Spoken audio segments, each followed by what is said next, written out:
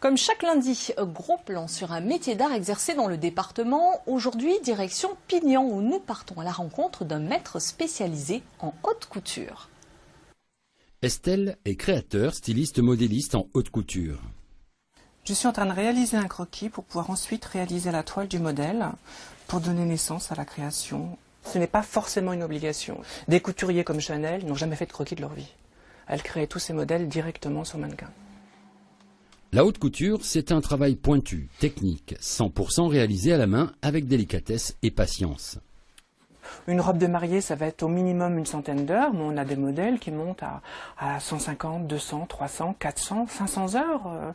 Après, il n'y a plus de limite. Pour des modèles qui sont entièrement brodés à la main, dans ces cas-là, les heures s'envolent.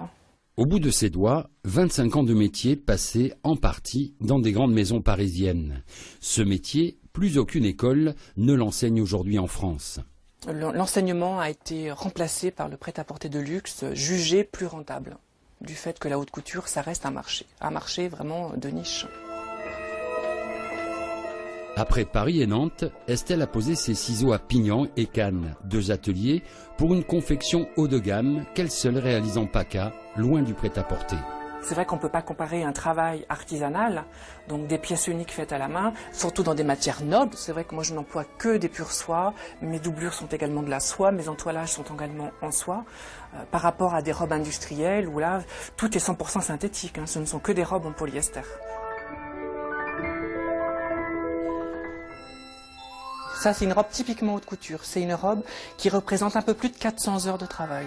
Elle est entièrement en taffetas de soie, elle est avec de l'organza de soie et elle est entièrement rebrodée à la main, avec un corset, avec une reproduction d'un corset victorien, donc époque 1860 à peu près. Là, ce sont vraiment des créations exclusives et toutes mes créations sont déposées et c'est une marque déposée au même titre qu'une grande maison comme Chanel ou Dior.